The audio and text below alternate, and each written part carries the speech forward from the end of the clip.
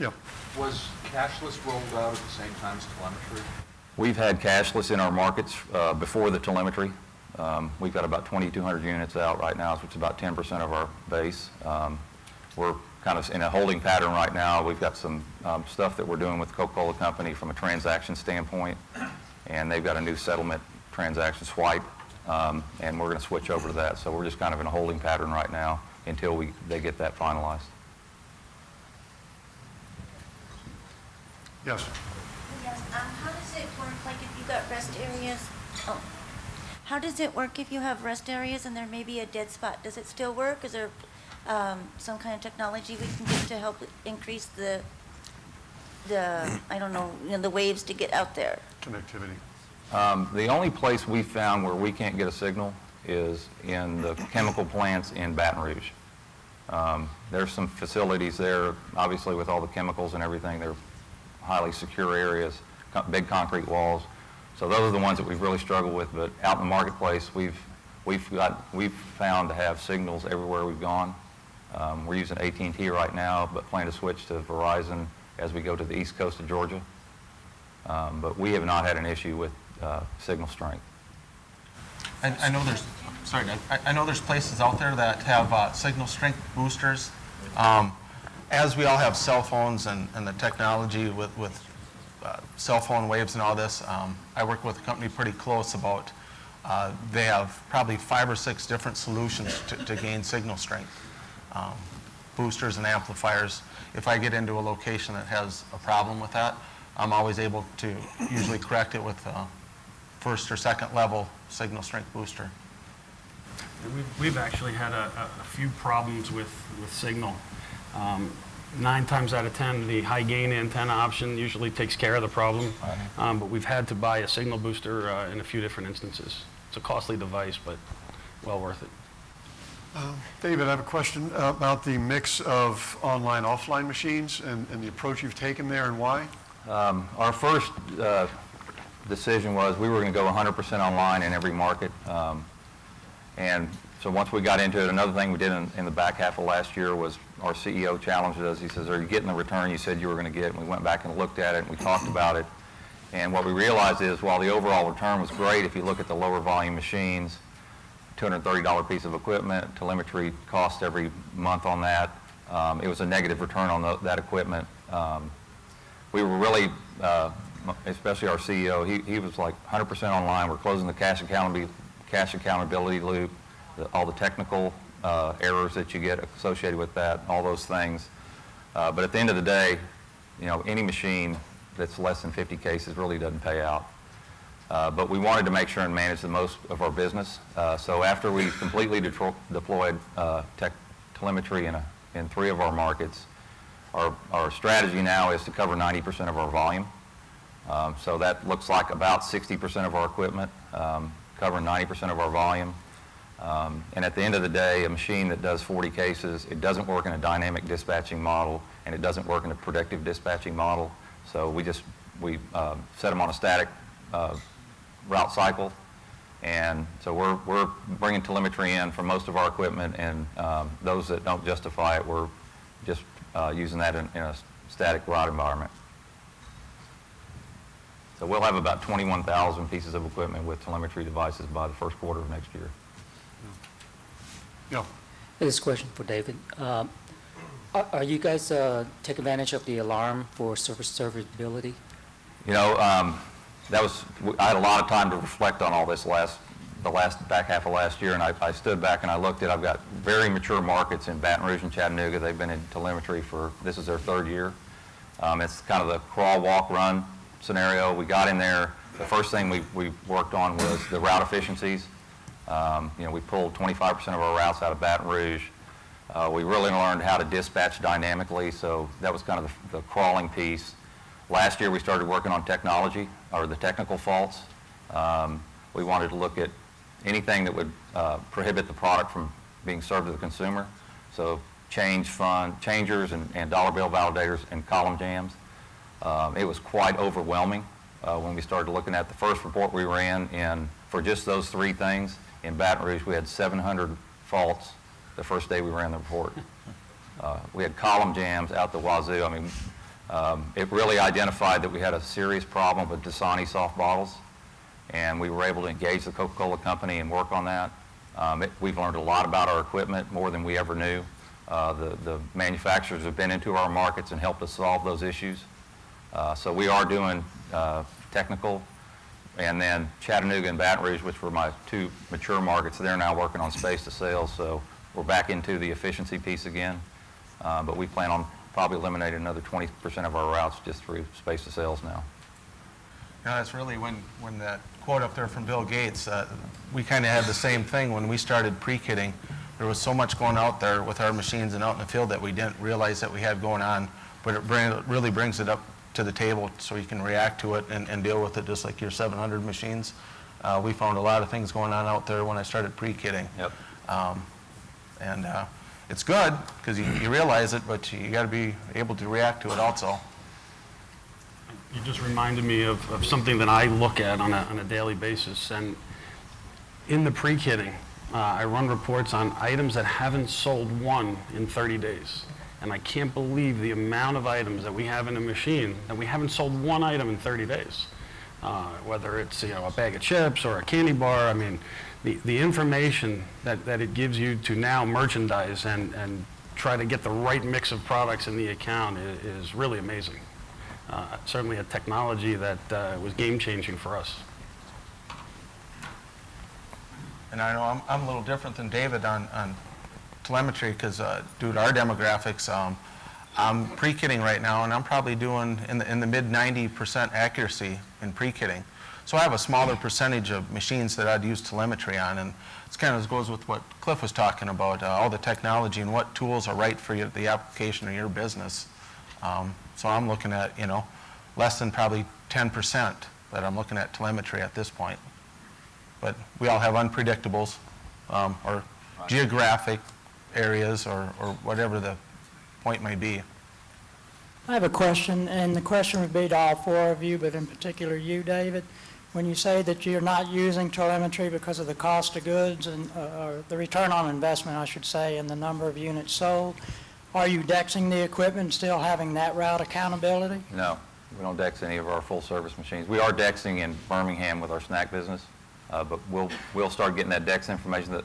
The thing that there's really two reasons why we did this. One was the efficiencies we would gain. We're a very customer service focused organization. The customer comes first in everything we do. We over-service our customers. And in the pilot that we ran, one of the elements I left out was on the technical side. When we started the pilot, we were getting 13 service calls per week on that route where the customer would call us. At the end of that, we only got one call. We still had the 13 service calls, but we were fixing the machine before the customer even knew it was broken. So for us, it was two pieces, the efficiency side, and then the other side was the technical faults and being able to keep our machines up and running. So we've also found out, as we started focusing on technology in our Chattanooga and Baton Rouge markets last year, is the customer doesn't always call you. We're finding a lot of issues in the machines that have been issues for a long time. Columns jammed, button mapping incorrect, been out there for a year. And the customer, we went and talked to him at a Budweiser distributorship in Baton Rouge, and we said, why didn't you tell us the buttons were all messed up? He said, we figured when you push Diet Coke, you got Sprite. When you push Sprite, you got orange Coke. It was good. How did your richer data set, driven by telemetry and item level, change the way you merchandise? So that's what we're working on right now is the space to sales. Some of the bottlers work on efficiencies and they'll put 5 or 6 brands in the machine. They ask me how many brands, I ask how many buttons. We'll put a brand in every button. We'll put 15 or 16 SKUs in a glass front. So we know we've got some opportunities with some brands in machines and switching those out and adjusting the space to sales. So that's something we're working on this year. But it is a much richer data set. Even when he was talking about some of the things, I run a report every day on no bills counted. Okay, I don't know how many other people look at that one, but you'd be surprised how the customer will not call in, or even your route driver. You would think that when he went to that bill validator and he didn't pull bills, he would call it in, because most of them are commission-based. They don't. I run that every day, and you'd be surprised at the cash flow that you'll increase on just from looking at that data coming from your count room. I have a question. If you have a high vandalism location, like say a hotel, and I don't know if any of you have done this before. I haven't been to a NAMA show in about a year and a half, but the idea was you take out the cash acceptance and you only run credit card. I mean, have you I have a location done like that, and does it work? I mean, I know you get a drop in sales initially, probably, because you don't accept cash, but I mean, does it work? We didn't have a drop in sales. Sales pretty much stayed the same. In some cases, we could see that the person swiping the card is buying multiple sodas, which we couldn't see that obviously with cash, but yeah, it's working fine, and I have that in one location. Just a comment, if we can just please ask you to wait for the mic when you ask your question, that way we can make sure everybody hears it, okay? Thanks. Hi, my question is to all of you. When you say you have 90% accuracy with pre-kitting, could you tell us what your bring-back percentages are with and without telemetry? What are you seeing? What do you? Bring back your product, bring back when your pre-kit tells you. Products? What does your driver bring back when you say? Our drivers do not bring product back. Do they just insert them under the machine? They put it in the machine, and we allow them to, let's take the scenario, it calls for 10 Cokes, but the guy who drinks them Cokes are gone that day, but the pre-kit still gives it to him, and so you're going to have an overfill situation at this time. We're allowing our drivers to, especially in our snacks, because we don't have as much problem in the bottle, but they'll keep the snack in the bottom of the machine, and next time he's there, he fills that back into that spiral. The only time we get an overfill situation is on a high volume product, because it's trying to keep that product going. So evidently the spirals are turning a lot for that product, so I don't have waste issues. I'm saving labor on the route driver having to edit his fills all the times, and the labor to put the returns back in, and then quality of the product being handled so many times, especially like on a bag of chips. We're actually bringing back returns. We have routes that have full telemetry, routes that are forecasted. Even routes that are full telemetry, you have locations that are, let's say, higher volume. You still have to forecast, even though there's a telemeter in the machine, you still have to set it for forecasting. So there's still that error or room for error there. And we do still bring back product on a route, whether it's telemetry or forecasted. And what are they? What do they look like? I mean, it's a good question. Better than 90% accurate. On a route that has no forecasted machines, it's 100%.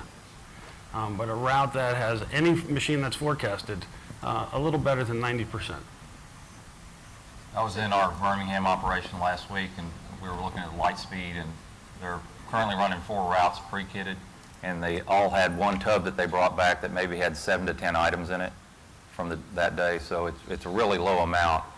We don't allow overfill, and we don't allow it in our full service business either, because it messes up the inventory in the machine.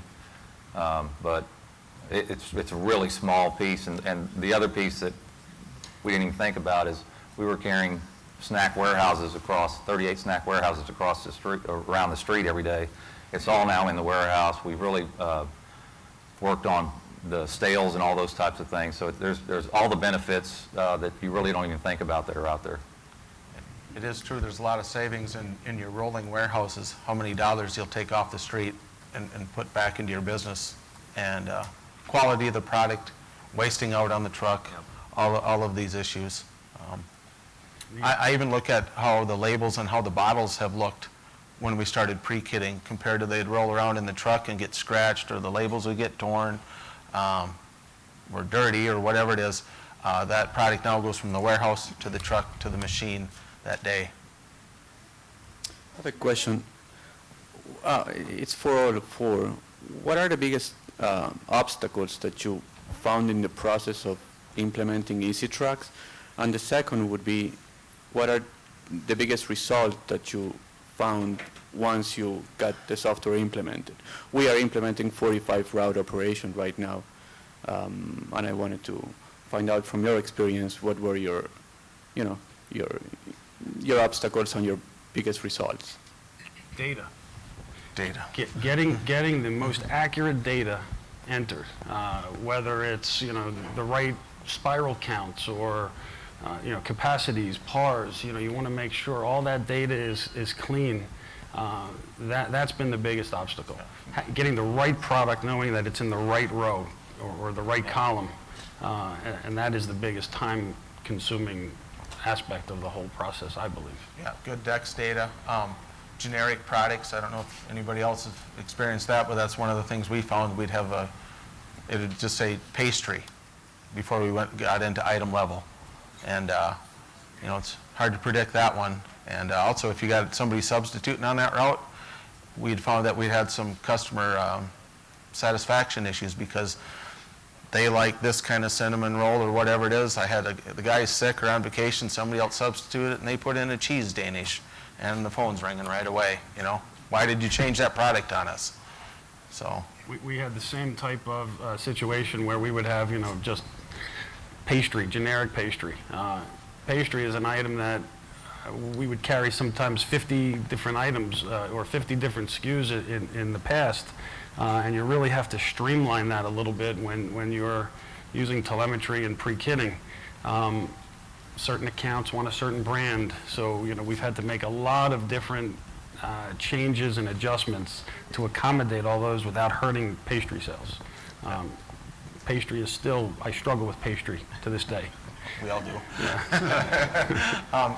And once you get to that item level, it allows you to really profile to that customer. Once you start looking at some of the marketing tools through Easy Tracks, to where you can really start to zoom in on that customer. They're really pastry eaters, or they're not, or they want more Hostess, or whatever it may be. It really allows you to do that. So once again, just accuracy of data. Amit, I would echo one other thing that Scott had said earlier, that he would wish that he had done everything MEI said at the very beginning. So that's the big message. You folks have some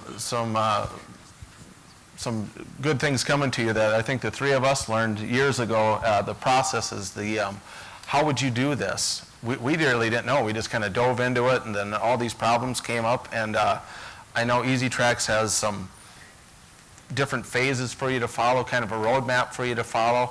Boy, all you need to do is just really get that and follow it. Step 1, step 2, step 3.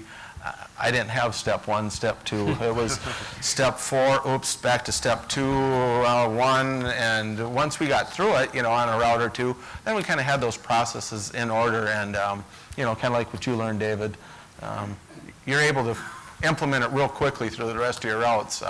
There's some great tools available for you folks. I believe all of this, whether it's forecasting or telemetry, this is not something you try. This is something you have to be dedicated to do. It's something that very easy for you to just walk away from it if you're not dedicated. And after the time and the investment, you want to make sure that your people are trained and that everybody's has the same goal. And the goal is to be, whether it's 100% pre-kitted or 100% forecasted or whatever your individual goal is, but you have to be dedicated to it every day. Absolutely. I think I've had the luxury of working with all three of these companies, and I think one of the most important things, and it took a different amount of time for each one to kind of realize it, is you have to internalize it, the system. If you're reliant on MEI to come out and kind of get you up and running, which we will help you, but then kind of continue to guide your business, unless you internalize the processes, unless you develop the expertise internally, you'll never get the benefits out of the solutions. So I think that, I mean, there's some funny stories around DNR when I used to go out to Rochester and the president, Dick Hawkins, if we had to go in his office, because he wasn't happy with us a lot of the time, it was always, Dick's a very big hunter. You always put a DNR guy in front of you. Because he had one space left in his in his trophy room, and it said MEI underneath, and we just wanted to make sure it wasn't my head that was on there. He used to tell me, he said, he was one of the top 5 world hunters, and he says, I'm going to shoot the first guy through that door, so make sure you open the door for that somebody coming through.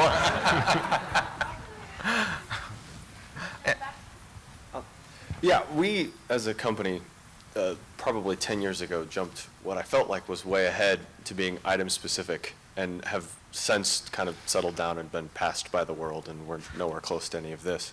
But I feel like when we walk up to a cold food machine, we have a cooler full of stuff, and it's pretty much been pre-kitted through someone's knowledge of just what they think will work in there. But no one seems to have a good answer for me on how I can actually move to a software program or a telemetry unit helping me actually understand the cold food. Rhonda does a fabulous job, but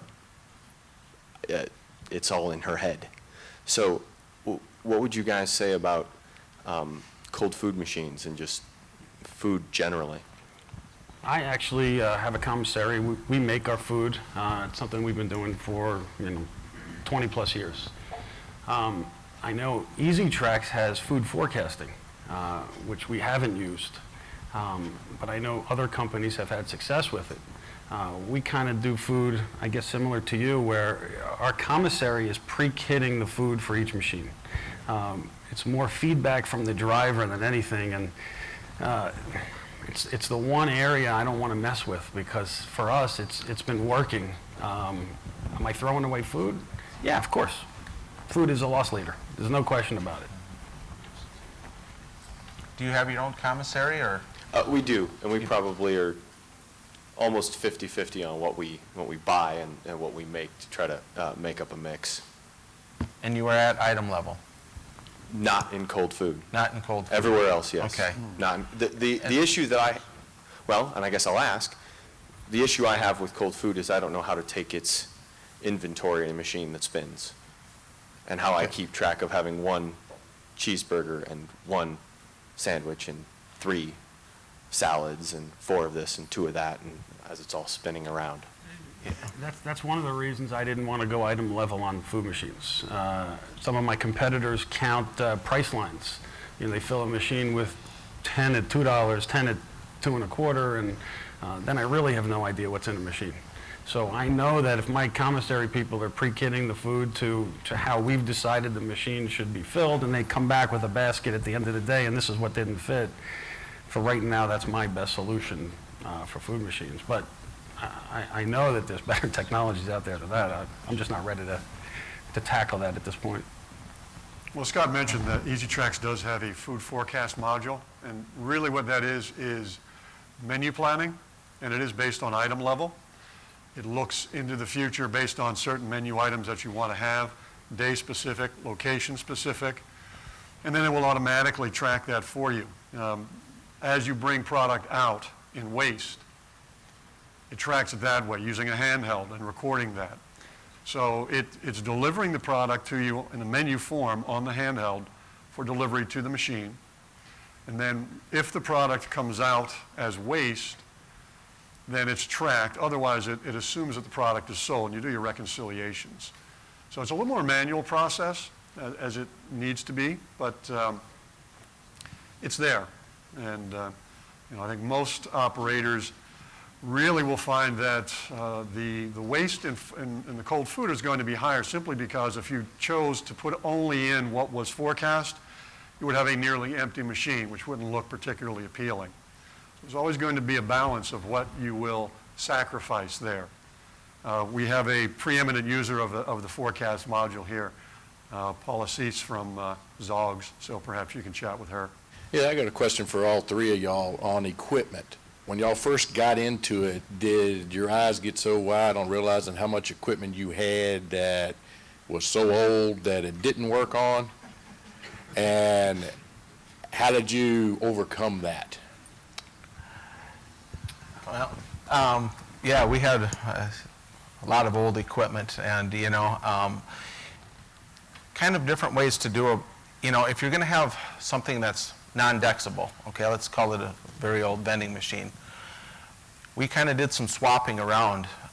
Once we realized through reporting where those machines are in kind of a ranking list or by the manufacturer, you have to set inventories. You got to keep accurate data all the time. So when you're pre-kitting or whatever you're doing, you got to have your inventories done. And I know a lot of us have some once-a-month accounts that you do.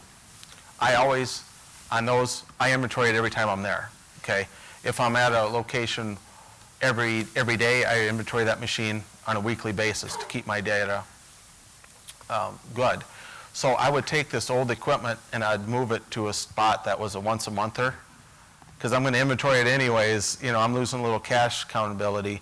And over time, through EasyTrack's reporting, I always do kind of a ranking report on my machines on dollars. You know, and I use that one a lot. We're going to get a location, or I want to upgrade the equipment in a location. I'll run my ranking report and see where I got a pretty good machine that maybe as a new customer I put in a year ago or something, and it's just not being it's a poor performer. I'll start doing some machine swapping to allow my good customers to have the best equipment. Stops me from buying equipment at that same time too, you know. About 5 years ago is really when we started making sure every machine would DEX. So we know, you know, let's say there's a handful of machines out there that aren't going to DEX. They're in a low volume area somewhere, and you just don't want to spend the money to upgrade the machine or whatever. I'm sure everybody's got machines like that. Because a machine DEXes doesn't mean a remote monitoring device will work on the machine, and boy did I learn that the hard way. You see, I skipped step 2, went to step 4. We installed all these telemeters on machines, and again, you know, machines are designed, or at least years ago, were designed to DEX with the door open. DEXing with the door closed is a whole different thing. So now, as soon as it tries to send out that DEX file, it locks the machine up. And you know, sometimes customers don't call, and I mean, this was a nightmare. You know, you send the service tech, he opens the machine, he closes it, now it's fine. He leaves it. You know, 2 hours later, it's out of service again. So the upgrade in software for these machines, you know, we bought a chip burner. I'm having a little difficulty now buying chips, blank chips, but you have to upgrade software. You have to make sure you have the latest software in every machine if you're going to remote monitor, for sure. And we did the same thing. Stu talked about the data integrity. Well, that's the first thing you have to do is start surveying your machines, and while we're out doing that from a product standpoint, we're also making sure it has the right board in it, has the right EEPROM on the board, making sure the DEX port works, you know, checking everything out. And we make decisions the same way as if it's not DEXable, if it's an old machine, doesn't have a board, then we look at the account and say, is it worth investing in a new piece of equipment, swapping this out, or do we just leave it there? So we had a goal of 100% online, but it was really about 93 or 94% because of those types of things. The reason I asked that question is I have a couple of customers that are trying to make the next leap into telemetry and all that. And it's like I'm talking to a brick wall because I know what equipment they have because we sold it to them 20-some years ago. And they don't want to hear it. And that's why I'm trying to see what some of the steps are on how to implement systems there and get over that obstacle of the old equipment that no matter what you do is not going to work. We've had to change out a lot of machines. We've upgraded older machines with new smart boards, whether it's from different manufacturers. And then there's a handful that we've just decided aren't worth putting a telemeter on. Right. But you still keep the accounts. Well, we still keep the accounts, and maybe some of the machines there have remote monitoring devices, and maybe 1 or 2 machines in the back warehouse on the rear loading dock are forecasted, which works just as well. Because the customers are up in your area, they're Scott on the thing, and you know. I do. Yeah, I just have a question about where you get the information as far as what do I have to upgrade this machine? Do I need to just change an EEPROM? Do I need to actually replace the entire board? I'm trying to find that out myself because we're about halfway through our DEXing process, and I'm running up to a machine, it doesn't DEX. Okay. Now, how do I know if I need to change the EEPROM or if I need to change the board, or where do you get that data? Go ahead. EasyTrack provides that. Right. They have a sheet that'll look at the machine, the model, and it'll tell you what firmware is needed to be DEX capable or telemetry or whatever you're looking for. Right. So as part of our implementation methodology, if someone wants a DEX or somebody wants to get into telemetry, we, through through our analysis of machines, we have a list of all the various manufacturers, makes, models, types, minimum firmware versions, those type of things that we will work with our customers to make sure that they're going through the right process to be ready when they start dexing or when they start installing our telemeters. I'll ask the panelists, how many times was each machine required to be visited or touched in that whole process of verifying DEX and getting machine population ready for going live with DEX? It was twice early, so the first time to go survey, then send the service tech back out. Now we do the survey on the machine with the service tech, and he knows what needs to be done. And so we're visiting the machine once to do all those things. And they carry boards, and they carry EPROMs, and they carry all the things they need to fix the machine while they're there. Yeah, I would agree that we had the same process there. Till we become educated and we kind of got our feet wet a little bit, it was kind of a two-trip deal. And now once we know through either easy tracks to the machine, when it's entered in the model and everything, now it's kind of a one-trip deal. He's going out installing the board upgrade, the EPROM, dexing it at that time, and it's ready to go online. We have a very similar process. Sometimes there's an unforeseeable, but requires a second trip, but usually we can knock it out the first time around. Right, and as part of our telemeters, we actually provide our customers with with some tools that help with the installation process, that we will allow them, it comes with the telemeters, they can put them on their handhelds, and it will step them through. There's wizards, and it will do a bunch of analysis for them and bring that telemeter online. Again, I wanted to ask, since you already know that you're not, and most vendors will not go 100% telemetry and pre-kitting, and then talking earlier, Stuart, about change, or pastry being a problem for everybody in the snack forecast, changing the product if somebody jumps the route, so forth and so on. How easy is it to make a change with telemetry machines and dexable or non-dexable machines? How do you make the change to the planogram? It's not a difficult thing, but it is a process, so things have to happen. The way I do it, and again, I'm sure there's other ways to handle it, but if I know that, an account at this particular location, they don't want honey buns anymore. Tasty Cake in Baltimore is a very big brand, so they want, a Tasty Cake chocolate cupcake. I actually create a new vent ticket the day that they, let's say, asked for it. I put in a 0, and I change the item from, if it was a honey bun, to the new item. So the next time that machine is pre-kitted, it thinks that there's 0 in there, and it'll fill it to capacity. We communicate that to the driver. I also put a note on the machine page under handheld note, so it'll come up, remove, honey buns and FO and replace with this item, just so he knows.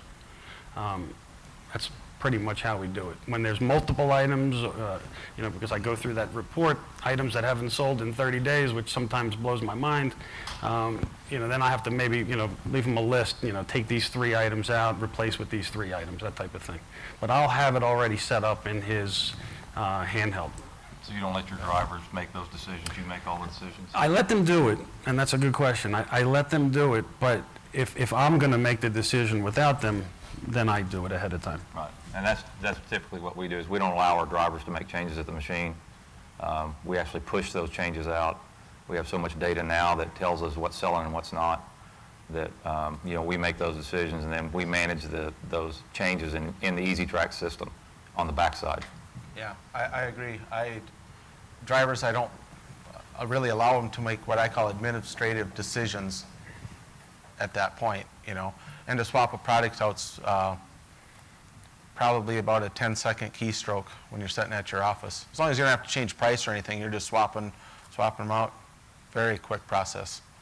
That's where you really start looking at your marketing tools, poor performers in a machine, and you're able to, once again, keep profiling to that customer. On your forecasted machines, how do you deal with season changes?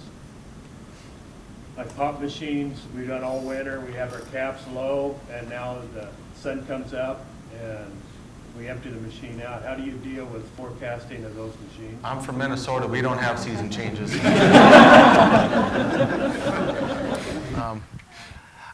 When you work with your control panel in your settings on how many tickets you're looking at and how much data you're using, right now with my forecasting, within 2 tickets, I'm reacting to changes, okay? And so we're talking, all of a sudden it's basically Minnesota for winter for 9 months, and all of a sudden the sun shines and it's hot, and all of a sudden bottle sales go up, all right? Within 2 tickets, I'm right back up to speed on that. So it reacts on the first one, and the second one, it's reacted to the weather change. So you're just taking it off the last 2 tickets? I look at 4 tickets worth of data, 2 months, and I don't weight any of my prior tickets. Okay? I did quite a lengthy process in determining that on our control panel. I took I put on a laptop MEI system, and I just put in 9 different machines going through 9 different scenarios. Slow seller going high, high seller going slow, and I started playing with the control panel, and that's the settings that I found worked best for me. On your pump machines, your soda machines, are you pre-rolling or pre-kitting them? I pre-kit. I pick right to the individual unit. Okay? I know a lot of people will pre-roll their sodas. I started right off pre-kitting, and bottles was the first thing I looked at because that's where our income comes from. And you find there's room on the trucks to pre-kit on soda? Oh, yeah. Yeah. What pre-kitting allowed for me to do on sodas was basically on glass fronts. Here's the showcase that I can sample 40-some different products and juices and energy drinks and all these things. And when I left it up to the drivers, they were case filling on me, And if they only had a few glass fronts on their route, either they weren't putting into the machines and they were empty, or it was wasting out in the truck. And the minute I started pre-kitting, I was able to shop that machine out and make it look presentable to the customer. We also pre-roll, and 2 weeks ago we started pre-kitting glass fronts only. And so far that's been working out well, and we discovered the same thing. A row of, let's call it Monster Energy, they called for 3 cans, and the driver decided, I'm not going to put it in today. I wanted to, again, eliminate the driver from making those decisions. So the pre-kitting of the glass front seems to be working out well. It's a little early, but... Yeah, I look at glass front machines and healthy machines. They're kind of the same animal. If you got a route that he's got some healthy machines, a school or whatever, I had the same 2 scenarios. Either he wasn't filling the machine or the product was wasting out on the truck. And once you start pre-kitting, you get away from that. One of the things is that if you can establish, I call it rewards, but even punishments, and for lack of a better term. One of the company that I used to work for, we actually brought all, with Easy Tracks, the old Rutherford and Associates, back in the late 90s, I brought all of our routes up online with decks. And one of the things, and before pre-kitting got very big, was that we would do truck inventories. And we established that you do the truck inventory, and we found that some drivers were just going 10, 10, 10, because if no one's paying attention to it, they're just going to try to get through as quickly as possible. Well, we actually implemented a process that we'd take a supervisor, would look at their truck inventory, would go back in the truck and randomly count and validate 10 items. If more than 2 were off, they had to re-inventory the whole truck. So once they had to do that the first time, we found that our data accuracy started climbing very much. So it's those type of things, the discipline, that they know that you're watching them, or they know that you have new expectations, that are very important to establish. How often do you inventory your trucks now? Weekly. With pre-kitting, you really don't have to do a lot of... I was just going to say, our truck inventories, that's one of the things the drivers loves, is he might have some OCS on there or some few other things, but to inventory the truck at the end of the day, it used to take an hour or something, and they're not getting really paid much at that time, so they really resisted it, would do the things Doug would mention. Now the truck comes back empty, and it takes them just a few minutes. One of the other things that I did was talk about rewards. I talked about punishment, was that if we saw a driver was very accurate, therefore we could trust the data in the system. Let's say we were inventorying every week. If they went, I think it was like 6 weeks in a row with an accurate inventory, we moved them to every 2 weeks. So we gave them a reward because they were continuing to provide us accurate data. And that's really was the key, is making sure that they're giving you the data that you need in order to run your business. We formalized some of these processes, what we call the Competency Checklist. This can be used for any solution that you may be using, but it looks at specific areas of the business and helps create the framework for improving in those areas, building a path toward implementing technology efficiently. There was one, Stu, one of the, when the trucks come back, there's some hidden benefits that, you see that you're carrying less inventory around on the trucks, your revenues on a weekly basis tend to be higher, but there are some perhaps less considered benefits. And I know, Stu, one of the things that your drivers, it's probably a grievance of theirs when you first went to pre-kitting. At the end of the day, the trucks had very little inventory, if no inventory on them. What was their chief grievance there? I had one driver who resisted change, and it was great because he called me up after I pre-kitted his truck, and he says, "Hey, Stu, you need to send down a step stool." And I says, "Why?" He goes, "Well, thanks to your pre-kitting, my truck sets about this much higher off the ground." And he had to step up onto the back of the truck. And when you talk about some of the hidden benefits, less weight on that truck, we were busting leaf springs and different things in maintenance on our vehicles. Fuel economy these days, that's important. And one of the other things I was just talking with Cliff about the other day, and it's amazing how every day you find new things, but we all have trucks that break down. And when a truck breaks down under the old system where it's a rolling inventory, switching all that inventory to the spare truck and then back to the truck was very time consuming, and our customers lost out because we're not seeing the stops that day. With a pre-kitted situation, switching from one truck to another truck is a very quick and painless process. If we want to do some routine maintenance to a truck, paint it, do some oil changes, whatever it is, when that truck comes in at the end of the day, it's empty, except for just a very few items. He switches to another truck and it's quite painless. Prior, it was a nightmare. Absolutely. So there's just some hidden things that keep cropping up, that we didn't realize when we got in the game.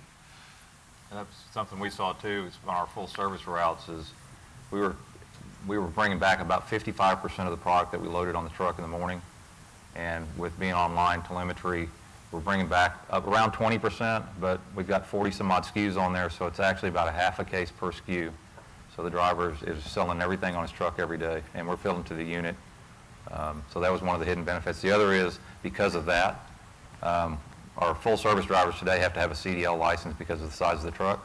We've now designed a new full service truck. It's a F550, which is a 3.5 ton pickup. We don't have to compete with those drivers going to other jobs in the facility, because now they don't need a CDL, so they can't go drive the bigger trucks. They stay in full service longer. That was one of my questions, was are you moving to smaller vehicles given the efficiencies of the routes? Also, too, with regards to the wages for your drivers, you all have made comment that they're paid on a commission basis for the most part. And I'm curious if there's a contemplation to move to a salaried position. Thank you very much. We realized that when we got into pre-kitting and our route sizes were going to double and we were paying them straight commission, they were going to get all the benefits, okay? And so we switched them to a base plus is what we did at this time. Okay, we still wanted to give them an initiative to do the job we're asking of them, to fill the machines, to clean the machines, be a salesperson for our company to the customer. So there's still a little incentive there. But yeah, we immediately had to get away from a straight commission base. Yeah, we do a day rate plus commission also. And we were 100% commission prior. And I'm thinking about how are we going to pay for this system. Now we're going to have routes doing 50, 60, 70% more than they were. Where is the saving? So a salary plus a small commission, which is the incentive, of course, to want to do more and have a bigger route. Basically a guy Just to use dollar amounts, if a route averaged before 10,000 a week, and now our average route is, on a remote monitored route, is like 16.5. The guy makes slightly more than he did before in slightly less time.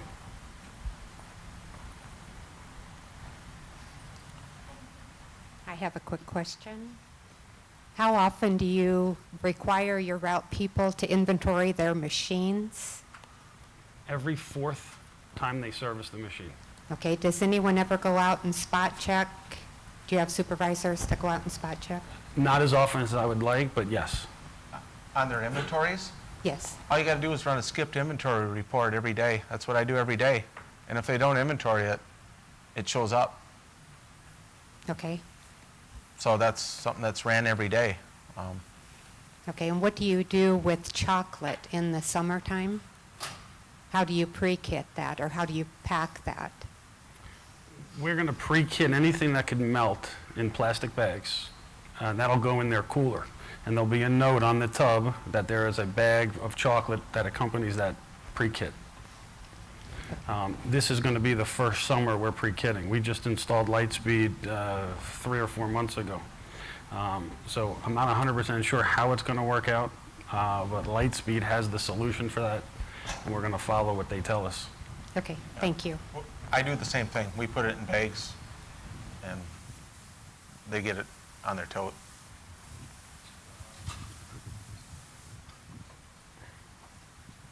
Show of hands, how many people are using telemetry today from a dynamic scheduling perspective? Anyone? Okay. Pre-kit forecasting? Okay, so it's pre-roll, for those that may not know, is simply the ability to use fill data and allow the driver to fill the machines from the truck rather than have it filled in the warehouse. So that activity is still handled by the driver. Now, another question that begs is, when you're seeing these efficiencies on the route, and you're throwing that work back into the warehouse, what has the ratio been from a cost savings on route versus perhaps a labor increase inside the warehouse? Stu? Well, you definitely pay your warehouse people a lot less, There's all sorts of different avenues. You can use some college students, part-time people. Your cost per unit having your driver pick it compared to a warehouse person, and there's quite a dramatic change in that. So you're able to do a lot of different things in your warehouse with what staff that you use. Specifically, number of routes that you've been able to take off the streets versus how many bodies or resources you had to add to the warehouse. We took about 5 routes off, and we added about a person and a half, I think. When you go to getting out of a manual paper picking process to a light speed or some sort of pick-to-light system, that's really where the cost savings comes in. They're picking so fast at that time. That's the key to that. If you stay in kind of a manual process, you're not getting all the true benefits that you need to get out of it.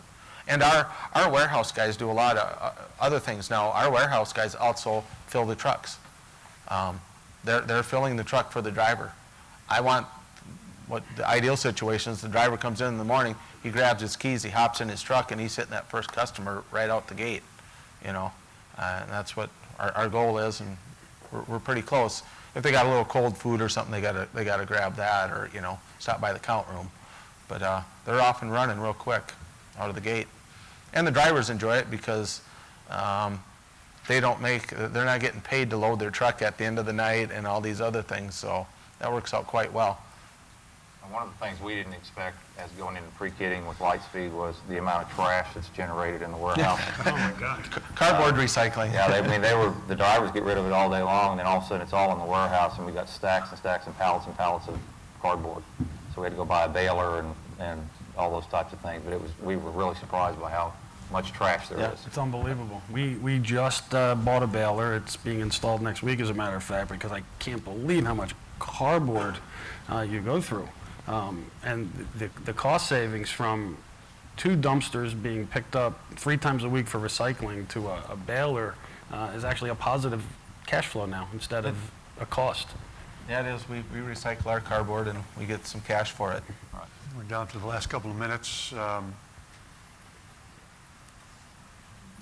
mean, it's important to recognize we have 3 different types of users here. Stu, if I didn't articulate that clearly enough up front, DNR has achieved some really great things using solely forecasting, item level control.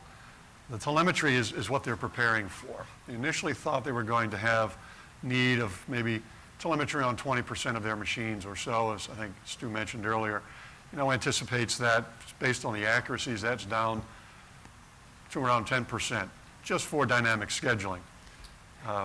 Machine alerts is a different thing altogether. So he has seen some really impressive results simply by using forecasting. Getting fundamentals in place, high quality data, putting that data to work. Scott has taken a more of a hybrid approach where starting with the more traditional elements, trying to weave in telemetry to see where that balance lay for his business.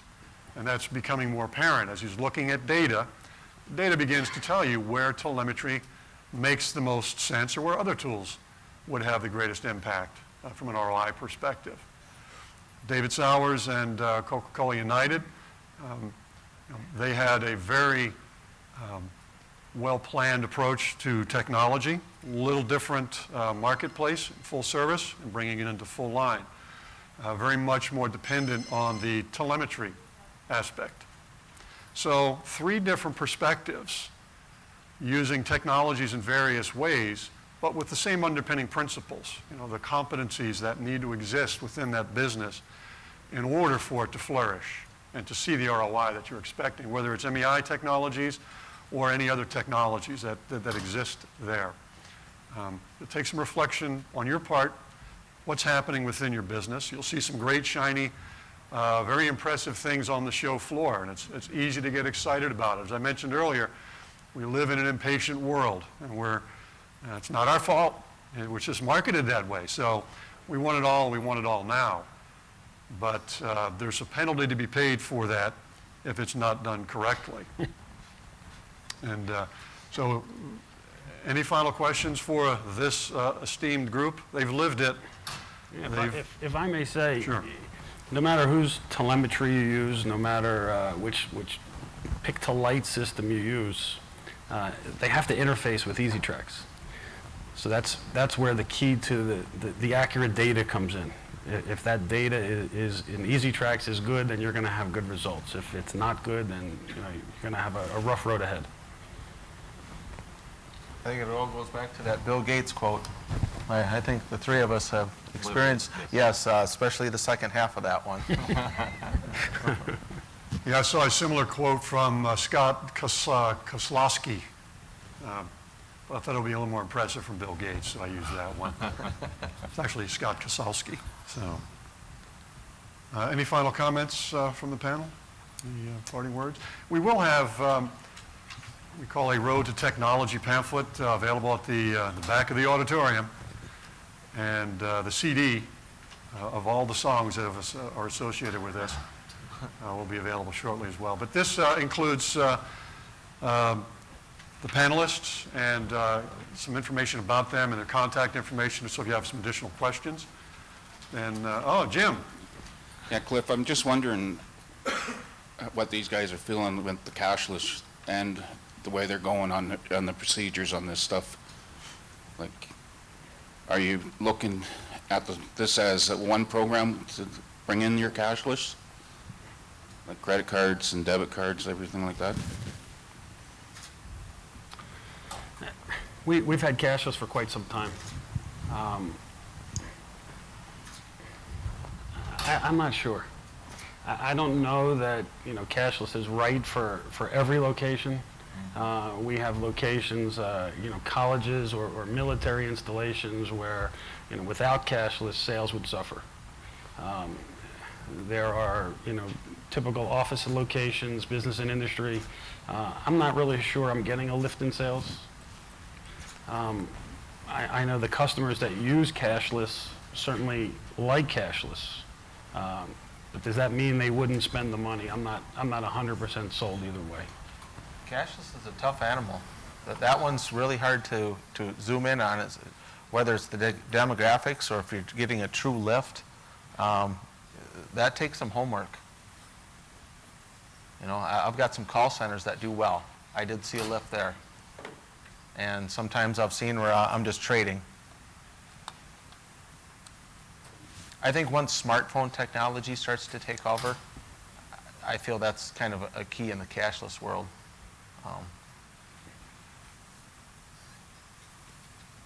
Stuart.